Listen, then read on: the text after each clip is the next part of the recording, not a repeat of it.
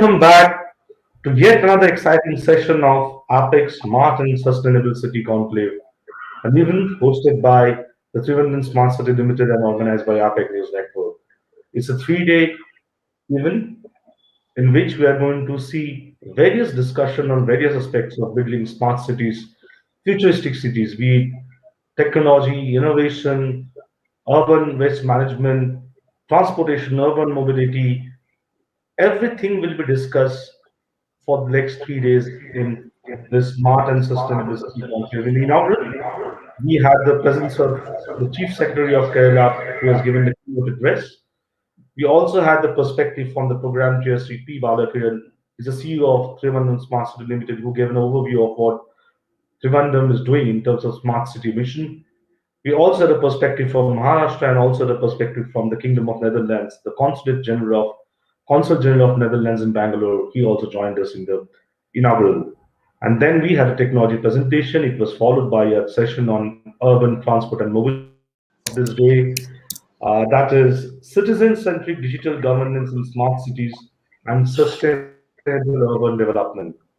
Tech-led initiatives, role of emerging and advanced technology, e-governance and in-governance. We all know how technology is दादू की presentation में है, इसके तुरंत बाद आ जाऊंगा. we all know how technology is playing an important role for urban transformation in India, and why digital interventions are of utmost importance when we talk about citizen-centric services for the smart city ecosystem. For that, a special guest with us for this session. Let me welcome Dr. Brij Mohan Mishra, CEO, New Delhi Municipal Council Smart City Limited. Thank you so much, Dr. Brij Mohan Mishra, for joining us. Thank you. And Am I audible?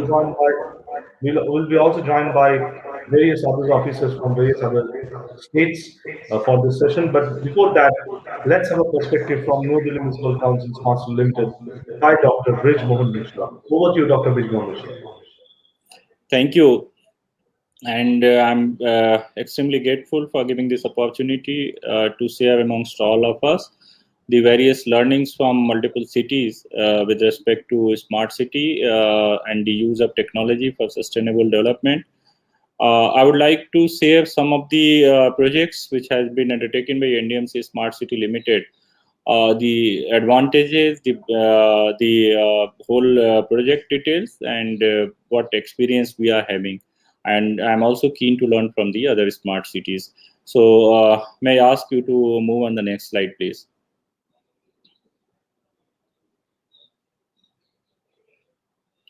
Just a brief introduction of NDMC. It's a very small area, 42.7 kilometers with 2.0 million per day floating population and 0.25 resident population as per 2011 census. Next, please. Next, please. Next, please. So the first project which I'm going to share with you is unique addressing solution. Actually, the idea came from this World Bank study of ease of doing business, in which we have to provide multiple services across multiple departments, and also to standardize the various steps involved at each stage, in which we have found that multiple departments, multiple agencies, they use various details of the one single address, like somebody writes it in a block, somebody writes it based upon the street number, somebody writes it with the house number, and there are a lot of variations, and then there is no uniformity and multiplicity and multiple layers of and multiple lines of details of one address.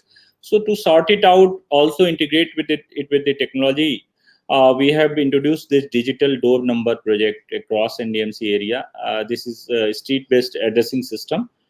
It adheres to international guidelines with 9 digits alphanumeric and works for cities' unique topology and lat-long based nomenclature.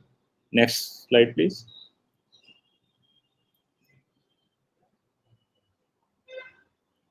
So under this, we have given each property a digital identification on the map. Then a QR code has been given. RFID is also placed upon that door. To every door we have provided a stainless steel plate where RFID is also placed, and also QR code is embedded in that, and a unique number has been given with 9-digit alphanumeric code, which is integrated with that QR code.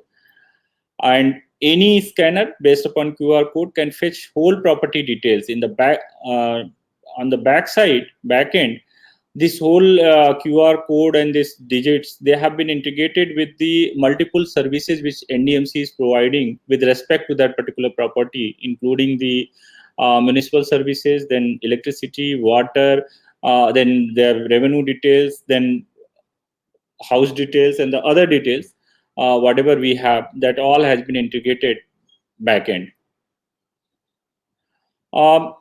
If I have to say that how it can be used, like suppose a solid waste collector is the door-to-door doing door-to-door collection, he can use an application wherein he can punch in immediate data that this household is giving the segregated, non-segregated, and hazardous waste in a very identified manner or not, and other statistics. Then whole statistics of the whole NDMC area can be gathered together, and identification of the persons, analysis, and then targeted interventions can be made. Next, please. This RFID is also very useful in the sense that suppose if the scanner is fitted on a vehicle which provides door-to-door service like the tipper or other things, if they passes through a particular street, then automatic capture of the RFID devices is located upon these stainless steel door tags. So we can visualize it sitting in our integrated command and control center that on this street all door has been every household has been catered by that particular service provider. So that is also a very good tool. In fact, we have created a unique short code of 4 alphanumeric digit, and that has been integrated with the Google Map. So anything, if you have to, like if you come at airport in Delhi and you want to go into any area, any location of the NDMC, you have simply to type that 4 alphanumeric digit and in the Google Map, and then automatically it will navigate you to that particular location. Need not to write the street number, address, Shahjahan Road or Pandara Road, and this house number, that block number. That need not to, just that 4 alphanumeric digit. If you type, you can be navigated, and that is very helpful for the purpose like public and private services, even for emergency services also. Next, please. A depiction how it is there, like this plate is there on each and every household with these particular numbers. Next, please. So integration with navigation, door-to-door waste collection, grievance redressal mechanism, property tax collection, other services, utilities, and also to monitor and track service delivery. We are in process of integrating more and more features into this, and to make this unique addressing solution a single solution to reach to every household. Next, please. This further pictorial description what I have told. Then the next project, we have also initiated this smart classes under the smart NDMC, this smart city mission. And we have, as of now, set up 444 smart classrooms in NDMC school, right from class 6 to class 12. They have, of course, we are able to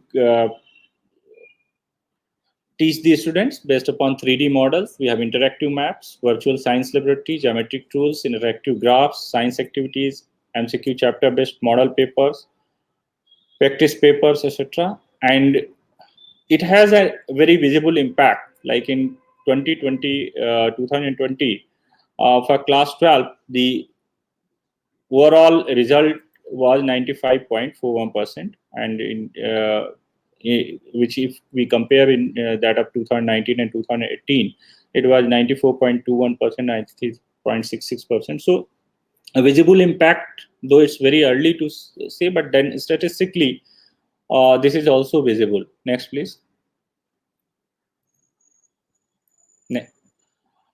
Just how the classes are smart. So we have digital library and library automation systems, then tablet-based smart classes for assessment, then smart sport infrastructure, quiz-based learning solutions, then tinkering labs, joyful library for primary schools, periodic nation-building activities and classes in all schools.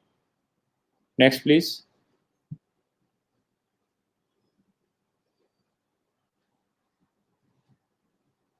Quality assessment of students and teachers, smart conduct of NDMC talent search examination through digital platform using OMR sheets, and of course the regular training of teachers. So all these have also been incorporated as part of the smart in school in smart classes initiative, and as such, it is becoming a very good tool of teaching and learning, and has also brought instant result in terms of pass percentage also in class 12. Next, please. This is one very unique project. I just wanted to showcase it. Of course, it is a digital panel, which is a public-private partnership project. We have made no investment. In fact, the areas, if you see this in the Connaught Place, Delhi, the corners, nooks and corners at various locations, they were always remaining very dirty with people spitting over there, some dry leaves or other things lying over there, and the corners need were to be face uplifted.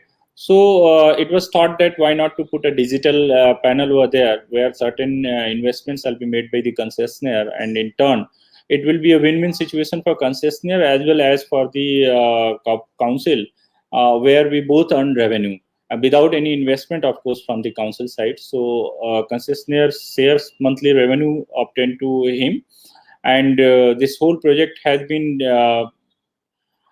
designed for 9 years. The concession period is 9 years, and this display which you are seeing, this is 55-inch high resolution display. It has been put at 50 locations. Yes, next, please. May I ask you to please go to previous slide only. So let me tell you what all features are there. Of course, it has a temperature indicator. It has also inbuilt indicator for the air quality. It has also inbuilt feature for Wi-Fi. The panels have this much of a screen, high resolution display screen, where advertisements are done.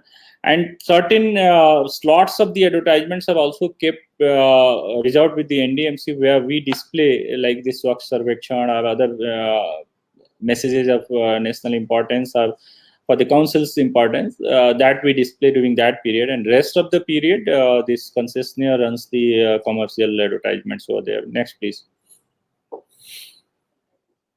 So these are certain more details about this. Next, please. Yes, one more thing. This video I shall ask you to play in the last. One more thing that this has also, in fact, this has also mobile charging stations as well, and it has a very next. Just previous slide, please. We have given the statistics of this. As of now, 29,275 unique users, means who have visited there, and a total of 44,205 persons have used this. So it is also being largely used. Next, please.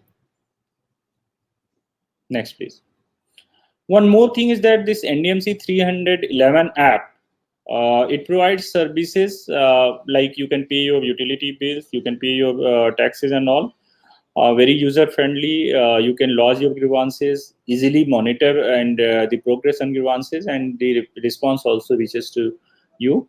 And at desktop level, on the back end, we are able to monitor the grievances at one place, and then accordingly there are various stages where we delegate it to the various HODs, and then down the line to the concerned officers, and then the response gets elevated if somebody is not acting in time. So suppose one JE, if he has been given some task under this app, delegated some task, and he doesn't perform in the stipulated time, then a message goes to the one step above.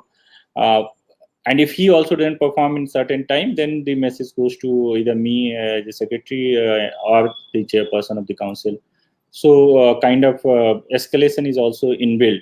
This particular services is being used very extensively by the citizens of the NDMC, and we have also shown certain level of confidence in this, and a certain level of redressal also. I would tell that in the next slide, please. Next slide.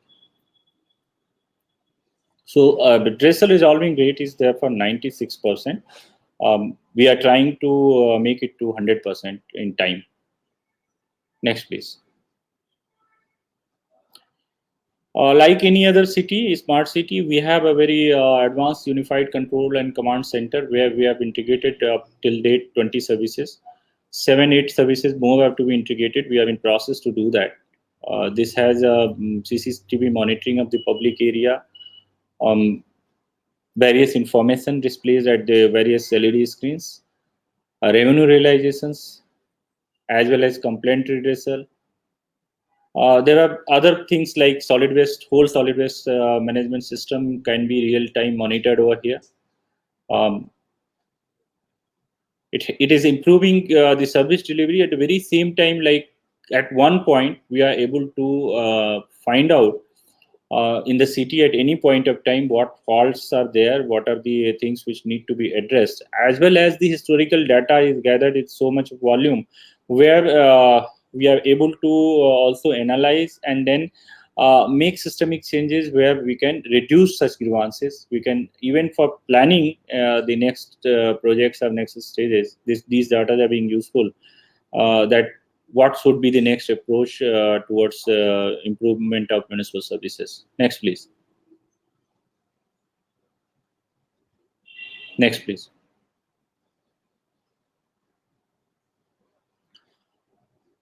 Like any other city, we have also gone this providing public facilities. Just I wanted to showcase it. There is a digital panels over here, which has made this PTUs smart.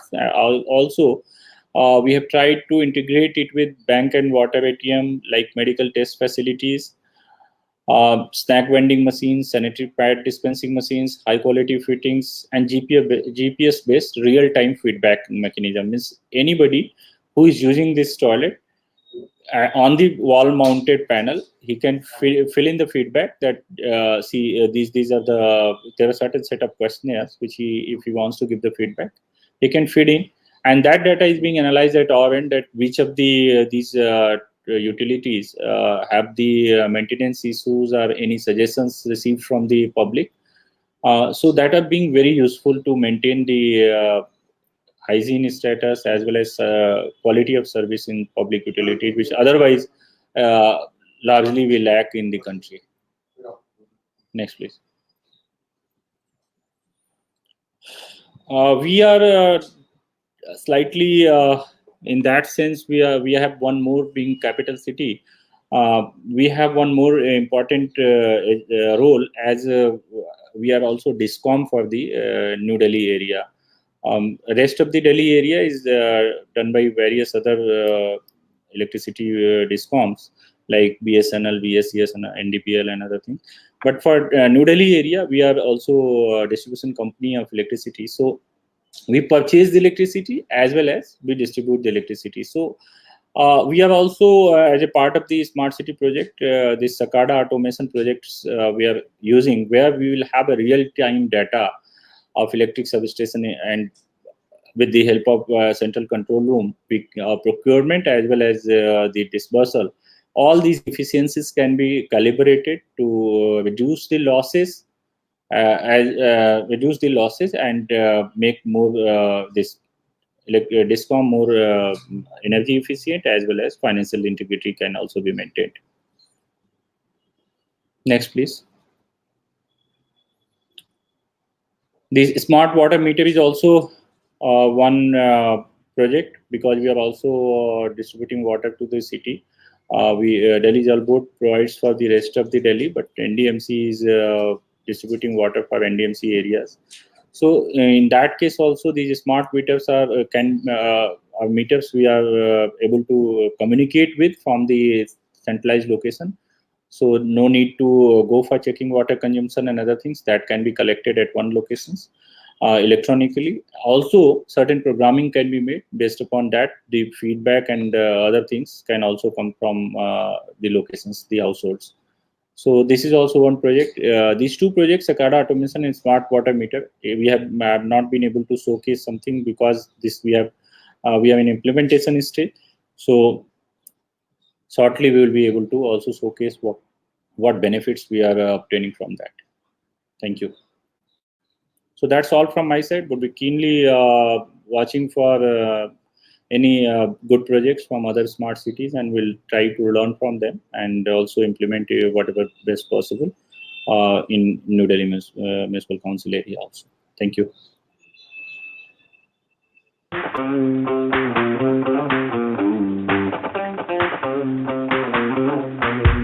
New Delhi, India's national capital, is known for its vibrant culture and larger-than-life persona. Embodying Delhi's spirit is Connaught Place. New Delhi's premium and largest financial, commercial and business center, better known as the abode of shoppers, office-goers and tourists, is the most renowned heritage structure of the capital, where Delhi's heritage culture meets modern amenities. To cater to the audience, we devised a unique platform for infotainment without hampering the existing old-world charm, integrating India's rich ancestral heritage and contemporary design. Presenting CP Live, India's first digital out-of-home luxury network linked with smartphone.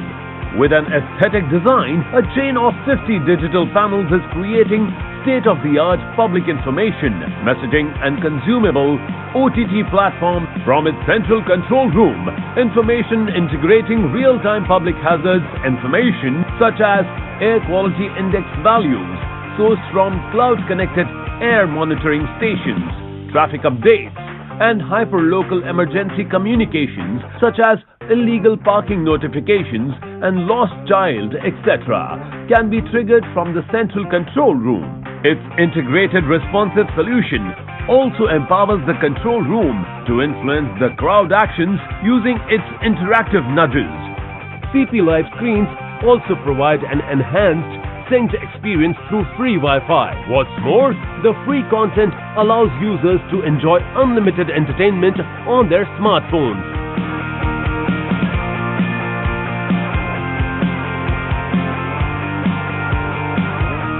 CP Live, experience India's first digital out-of-home luxury network.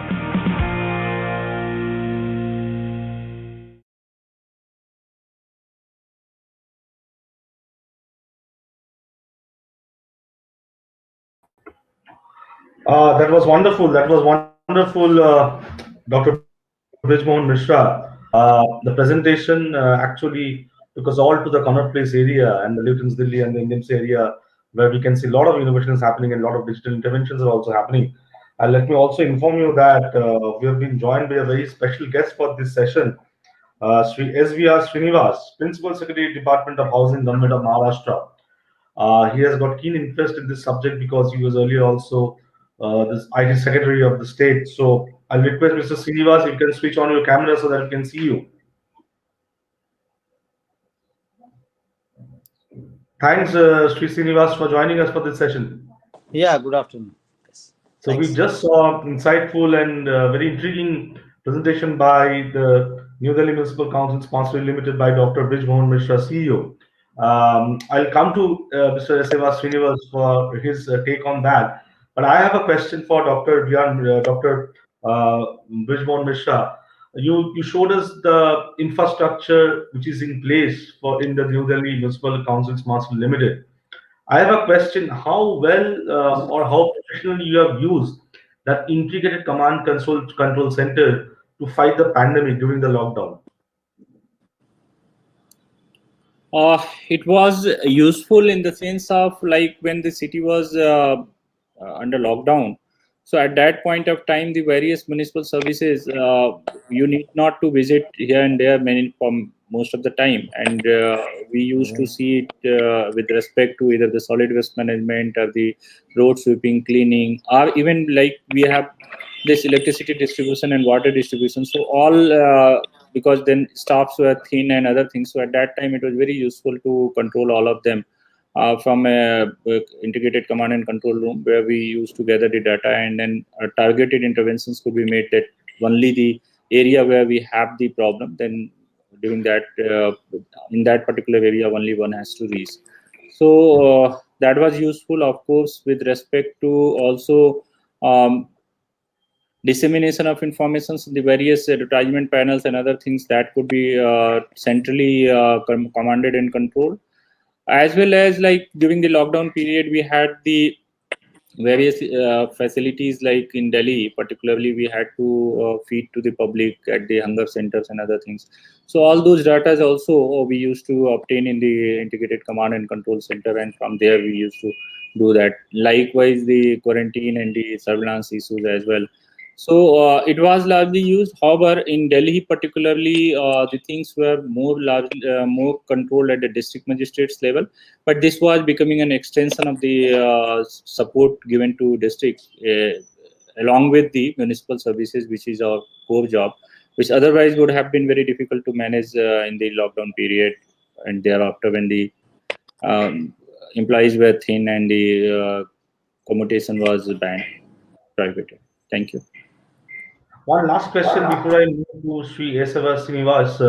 Dr. Brisman Worship, Mike, I just want to ask this question that you talk about the digital interventions being leveraged by your organization for various citizen-centric services and beautification and all those things for making the new Delhi part of Delhi more smarter, which was already smart, but you made it more smarter. But what, according to you, are the challenges which you face when it comes to leveraging these digital interventions,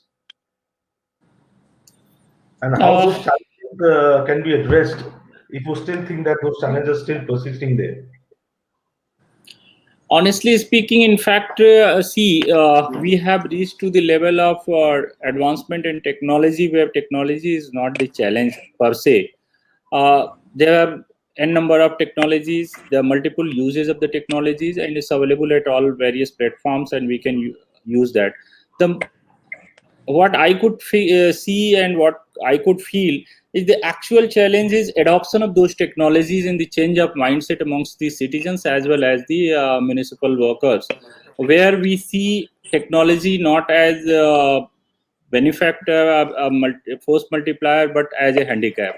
So that mindset is surely a big challenge, changing that and making the people adapt to technology and start using it. Where people are like, just to give an example very shortly, we have converted the whole NDMC. We have done away with the physical filing system, and we have in the whole NDMC we have done this e-filing. Like everything will be there on the e-office system. So the resistance was big in the beginning, and we had to completely ban the physical filing system, so that people have to forcefully use the e-office system. And now the missing records are rewriting, tearing away the note sheets, and even the movement of the files from one office to other became very difficult. Like unless the physical file reaches to the office of the senior functionary, and that takes an hour or two, or even in 2-3 days. So which is now at the click of mouse, and in a fraction of a minute it reaches to the other office, and then the other officer can open it and immediately take a decision upon that. So such type of things, you see, it requires only adaptation and a mental I would say acceptability, I would say. So that comes very late, or that is very difficult thing, rather challenging thing.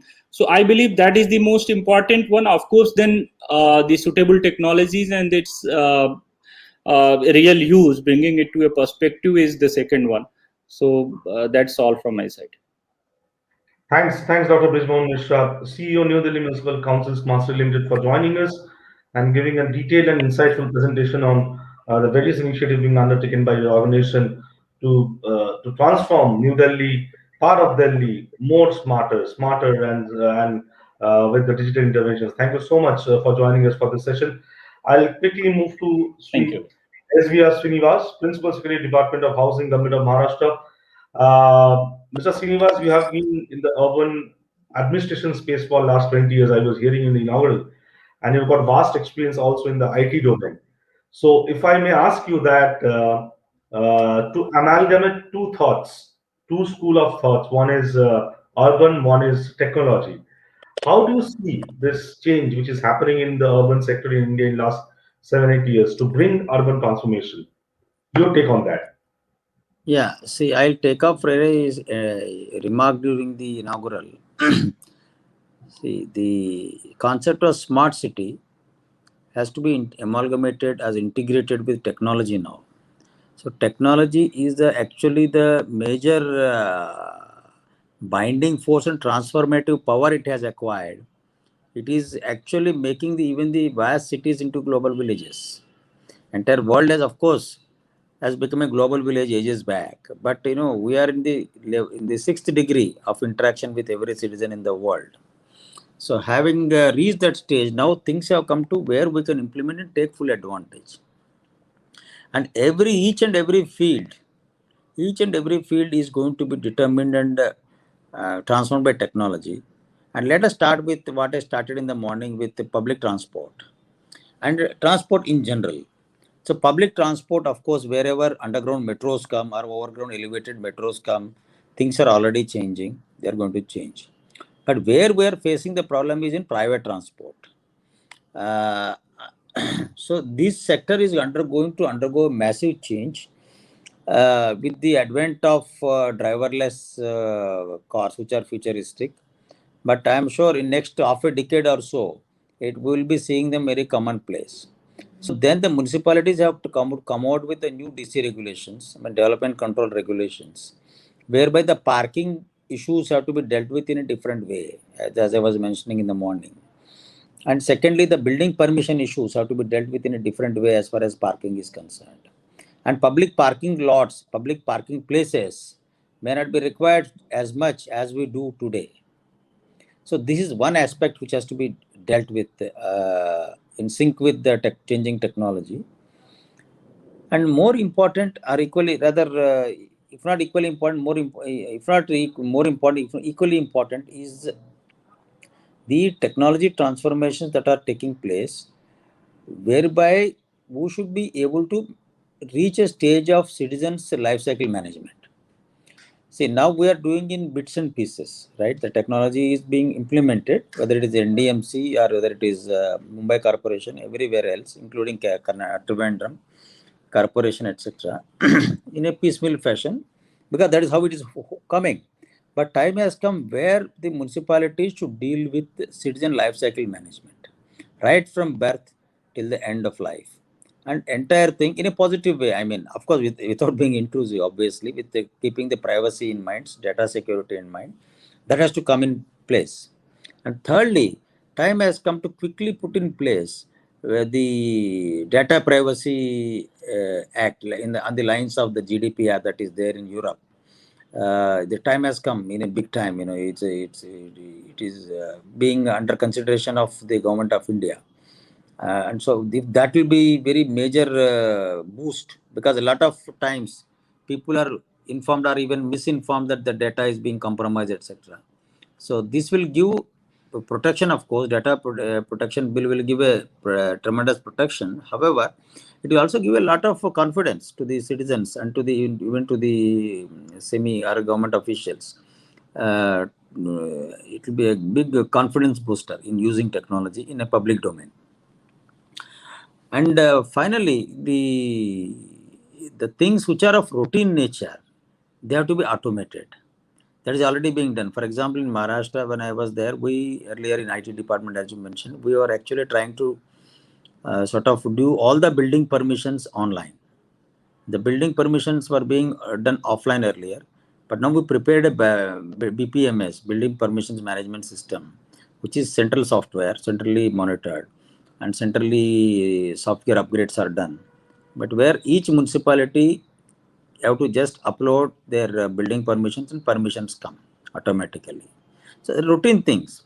And finally, I'll stop here for further discussions. Is where we should do the biggest thing that we should do is the data interoperability and data standardization. That is a very key, you see, for urban sector as well. Because without that, a lot of duplication will take place and a lot of things will be done in silos. That is going to be the very tough nut to crack, difficult to implement, but that is a must. I think government should drive it, and urban local bodies will benefit big time more than anybody else.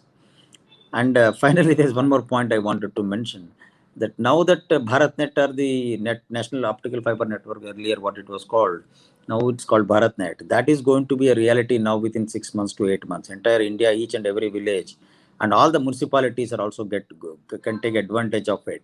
So now the backbone is ready, will be ready, communication backbone, ICT backbone. The softwares, the applications, etc., can roll on this. And coming to the any other points, I think I'll take the during the questions or during discussion. I think I'll stop here for some time. Yeah, thanks. That's very important point raised by S.V.R. Srinivas, and it comes from huge experience because we have dealt both urban and IT in a span of more than 20-25 years. But I'll just take one part of what you've said, that when you talked about the data standardization, how it's going to be the game changer if you talk about the smart city ecosystem or the urban transformation ecosystem, and why it is important. If you can just shed some light on that. Yeah, yeah. See, I'll take an example of an ERP system that the companies always keep on using. You know, the mid cap or large companies have this ERP system. For example, BMC is also having a small ERP system, which is SAP system, SAP. Oracle is another company which has SAP, and there are so many local ERPs. Similarly, at a national level or at a urban local body level, especially in the bigger cities, tier 1 and tier 2 cities, actually many things cannot happen. Decision making support systems are not able to be built because there is no data integration. So, for example, if I give to you my small example, a patient, for example, it's a common sight in any of the cities in India. So, a patient goes to one hospital, and the entire life cycle he must be going to 20 hospitals. But every time he has to fill in the data, what is your name, what is your father's name, what is your age, everything. And half the time, prime time of the doctor goes in actually filling up, or the patient goes in filling up these things which are not really relevant to him immediate treatment. That's okay. It's a minor example I'm taking. There will be larger examples that can be taken up. Where once you integrate the data, everything is there. You can actually, instead of starting afresh every time for any citizen or for any institution or for any project for that matter, one can actually take off midway and go ahead. So time is saved, capital is saved, and a lot of effort is also saved. And most important is actually a lot of as I said in the beginning, decision support systems can be easily built actually. So I think this is very, very crucial and very, very difficult to achieve. But let me tell you, because now the government of India, of course, has come out with the India framework, India enterprise architecture. But at least if we are able to produce some golden records, which are having a single source of truth, that will be very useful. And I think blockchain will also play a very important role in this. Yeah. Blockchain has to play a very important role in this, without any doubt. And when I was hearing to you, it reminded me of a film on Barcelona city. It's a smart city film on Barcelona, and the entire narration was given by Woody Allen. And that film talks about how Barcelona has become smart city in terms of one part is technology, data-driven technology, analyzing of this data, uh, and uh, and using newest data. But at the same time, how they have also kept intact the heritage of the Barcelona city with the newer elements in that. It's a one and a half hour film, and I'm sure going through your spread of that film, that exactly these points were raised in that film when we talk about the urban transformation and keeping intact the heritage culture of that city, ethos of that city intact, at the same time leveraging newest technologies in a big way. And that's how we become a smart city, and that's how you transform to a smarter city. Thank you so much, Mr. S.V.R. Srinivas, for joining us for this session as well. Pleasure. And I'll come back to you, but before that, let me introduce to all of you our special guest from the state of Andhra Pradesh. We'll be joined by Mr. V. Sundar, Special Secretary Information Technology, Electronics and Communication Department, Government of Andhra Pradesh. Thank you so much, Mr. Sundar, for joining us. Thank you very much, APAC, and I apologize for the slight delay because I was stuck with some meeting. No, on behalf so of the I'll straight come to you. Yeah. So I'll straight come to the point. My question is that you're part of the IT and ICT department, the government of Andhra Pradesh, and a lot of synergies and lot of mixing up of missions are happening when you talk about smart city mission or digital India mission. And we know if you read the concept note of smart city mission, the very page first page says that the smart city mission was envisioned keeping in mind synergies between various other programs and various other departments as well. Should not be only one department, one ministry, but synergy should happen to make a city comprehensively smart city. And their technology is going to play a very important role, which is already being played. We can see in last 5-6 years, technology has been leveraged. And Mr. Srinivas, who is from Maharashtra, who was already the IT Secretary of Maharashtra, also talked about data, importance of data standardization, data interoperability. Your take on that, Mr. Balakrishnan, that how tech-led initiatives and emerging technologies coupled with e-governance and e-governance can actually change the rule of the game for making cities smart cities. Your take on that? Here, thanks, APAC, for giving me this opportunity. We began with the identification of certain smart cities in our state. We also started with the real-time governance society, which was supposed to be a one of its kind society with a lot of contemporary state-of-the-art technologies in place at one center. We also went for a federated model where we have a mini RTGS center in every district of our state called the command and control centers. We borrowed something from the army jargon, and that is a reason for christening this as the command and control center. We envisaged this to be useful to the civil and the police administration. We did develop a lot of use cases.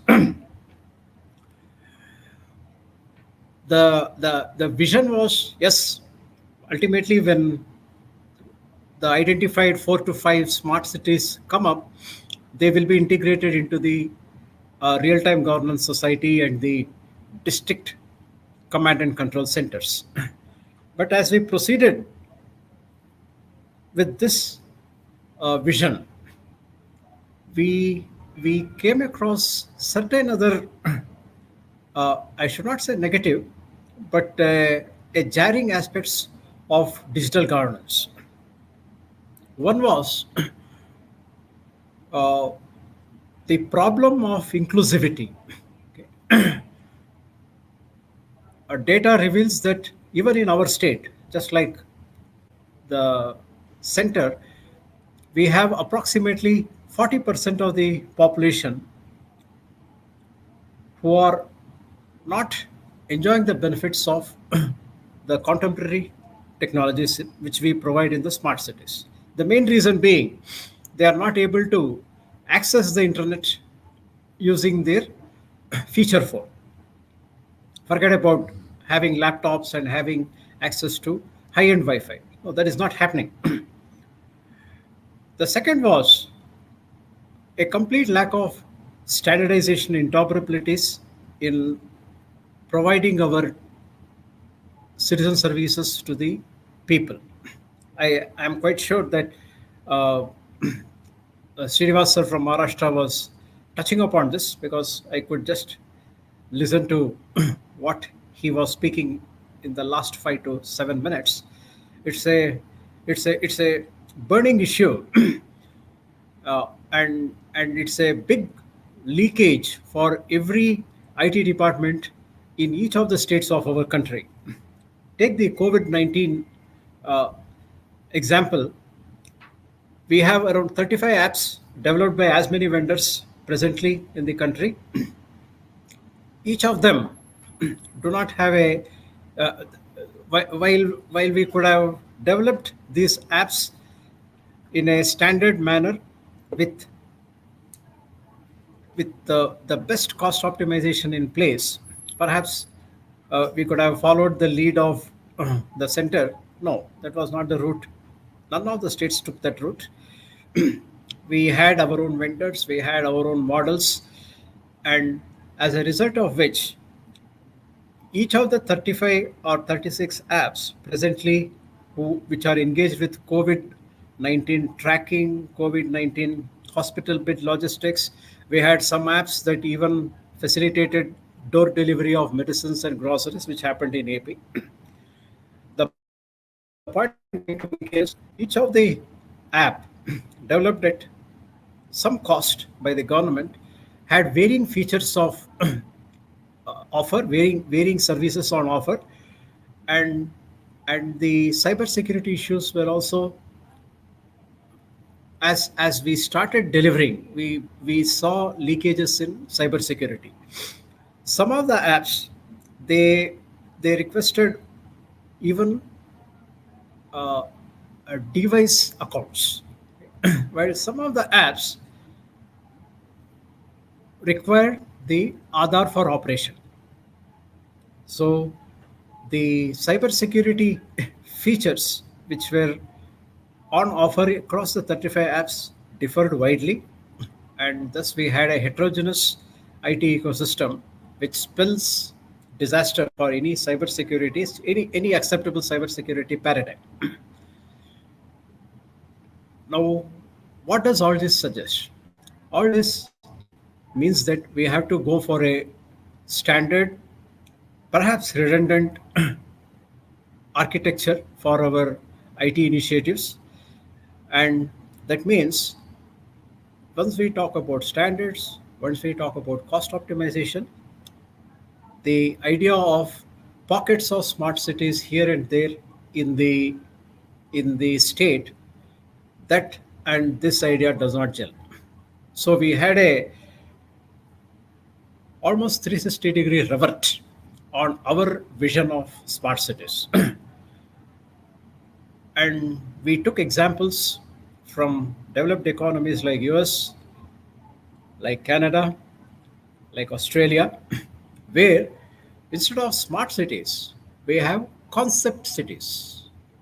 For example, in US, we had the architecture concept city. What exactly does that mean? Everything to do with architecture. Okay, the discipline of architecture, including the universities, the centers of excellence, the housing, the establishment, social infrastructure for those engaged in the architecture profession, or in one huge swath of 1,000 to 1,500 hectares. Similarly, I won't say that we ditched the idea of pockets of smart cities coming across the state, but in our about to be released IT policy and electronics policy, we are talking about the concept cities as a new paradigm.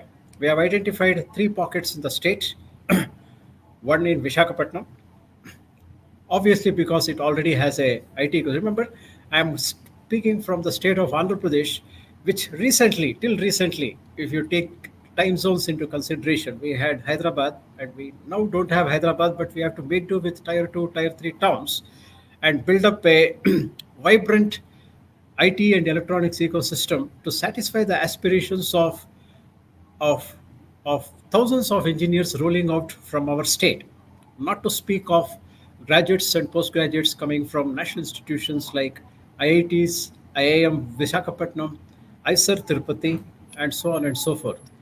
So the idea now is, as I said, we will have concept cities. One we have identified in Visakhapatnam, and another near Anantapur and another near Chittor. For those who are not comfortable with the geography of AP, what I am trying to do is we are trying to leverage the geographical advantage of Chennai and Bangalore, the big IT behemoths down south, so that we have a seamless movement of IT resource and electronics resource persons from these cities. Not only that, when we have huge concept cities, I'm talking about IT parks, I'm talking about IT campuses, I'm talking about data center campuses, all housed in 1,500, 2,000 acres, and the necessary infrastructure to match it in the form of social infrastructure like houses, quarters, swimming pools, okay, all these golf courses, okay, where people are very comfortable staying in that concept city and not wanting to migrate anywhere. No, that is the vision. We want business to come into a state, we want to invest, and we also want them to stay for at least 2 or 3 decades within the state. And we don't want them to go away once the policy goes away. So that is a vision with which we are having. And with this concept city is in place, the other problems of standardization and interoperabilities, we hope it will vanish because there is a reason. We are going to leverage on economies of scale. So once the concept city is in place, once the administration is in place, all technologies, all the resource persons, and all the infrastructure, both physical and IT, are going to converge there. So that means we'll have vendors looking at huge IT mega projects, which possibly will give us economies of scale. Now, this also means that we will also be delivering citizen services in a federated model. Concept cities is for nurturing and expanding high-end contemporary technologies, but to actually reach the citizen service, a widow in a distant hamlet wants to pay her electricity bill. How will technology help? That is what we have. If we pose this question, then we should have not only good IT processes in place to cater to the 40 to 50% of digitally excluded population. We also require a volunteer or a person who actually will go deliver this service at the doorstep. That is, we will not want the citizen to take the trouble of coming to some center which is 4 to 5 kilometers away, but we will have a system where the person whom, that also we have started with the Grama Volunteer, the Grama Ward project, where we have a workforce of around 4 to 4.5 lakhs of persons. Each person is tagged with 50 to 100 households, depending on whether it is a rural or urban area. And for this 50 households, they go to the doorstep, make use of tabs, which means we also have some kind of internet facility there, and deliver the service, around 500 services right at the doorstep at no cost to the citizen, except the statutory charges prescribed by the government.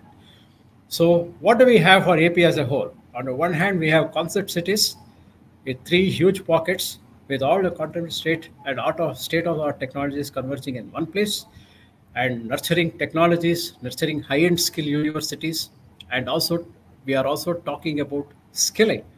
And on the other hand, we are using all these technologies using the traditional human resources, around 4 to 4.5 lakhs whom we recruited, who are having a career path within the revenue or the IT department to progress in their career, and also at the same time delivering IT services with fundamental technologies. Okay, our code for the tab is written in PHP. It is written in Java. We are not talking about any high-end languages. It just operates on those basic technologies. And where internet is not there, we are also offering it in the batch mode. Batch mode means you collect all the applications, come to one place where you have a small tower, and in that tower, the services will be dispensed and the receipts will be straight away delivered to the household. Now, thus, we are optimizing the use of both traditional technologies and also high-end technologies, so that we now are talking about concept cities and not about smart cities anymore. The reason being, in uh, what is the objective? When we ask this question, it means with the existing level of technologies, a citizen must be able to avail all the government services, taking into account the social, economic, and environmental sustainabilities. That is, IT forms only 10% of the framework of smart city or a concept city. The rest is we should be able to give good governance, we should be able to give responsive governance, we should be environmentally accountable, we should also be socially inclusive. Now, with this, I thank APAC for giving me an opportunity to share the vision of our state with the audience. Thank you. Thank you so much, Mr. B. Sundar, Special Secretary, Department of Information Technology, Electronics and Communication, Government of Andhra Pradesh. But before I conclude this session, I have a question for you. You talked about the concept cities. It's a new concept as a whole.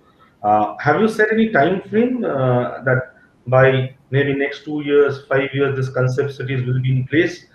And what will be your call for the industry? What kind of participation or collaboration you're looking at from the industry for this kind of concept cities? The time frame, the first question I will take, the time frame is we are looking possibly at 2023 for identifying, demarcating, and getting in the interested private sector players to at least jump their operations. In this regard, I should also share, though it is not, it is of course out in the public, so I have no qualms in sharing it. We are also planning a huge data center in Visakhapatnam with and a private partner has already partnered with our government for getting in this, getting in the necessary ecosystem. It houses a data center, and it also will bring in other smaller data centers into operation. Mainly, this person, he will be housing one huge data center, and along with it, he will also give spaces for other smaller players to be a part of the data center facility.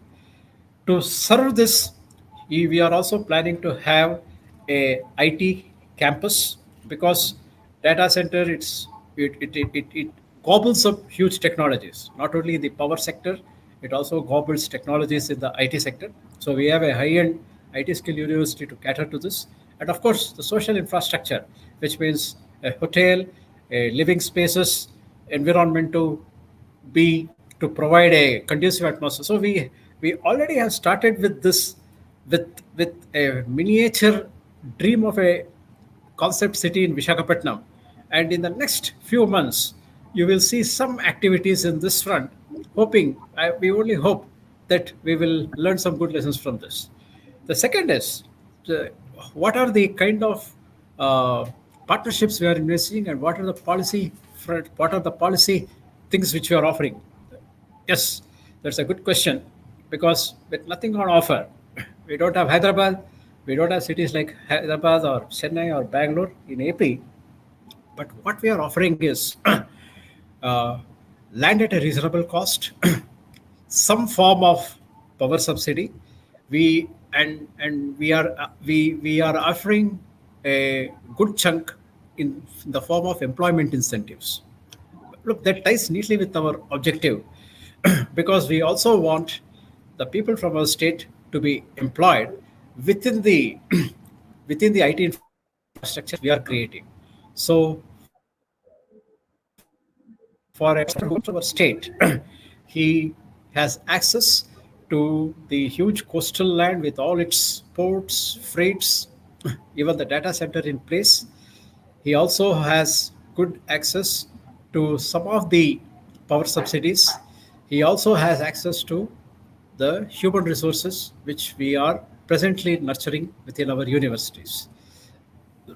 This comes from the previous policies lessons that spreading incentives far and wide does not actually make too much of a sense. Ultimately, we end up being a doling agent, which should not happen.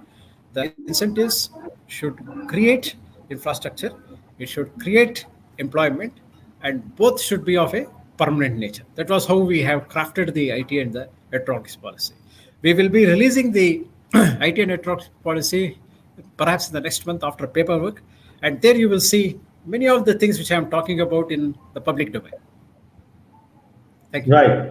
Thank you so much, Sri V. Sundar, Special Secretary, Information Technology, Electronics and Communication Department, Andhra Pradesh, for sharing with us the vision of the state government for not only creating smart cities but creating sustainable, I can say, technological sustainable cities, which is called concept cities, and also how you are trying to take care of both the end. One is that you make concept city, and there you create the infrastructure. A lot of investment happens, and technology can be leveraged. But on the other side, also the social investment also happens for the other part of the state, and that's how you make a comprehensive ecosystem of sustainable cities in a state. Thank you so much, Bish Sundar, for joining us, and I'm sure the audience were present here today, and the fellow panelists of this session have got some insights on the planning of Andhra Pradesh, on planning of Maharashtra, and all as well as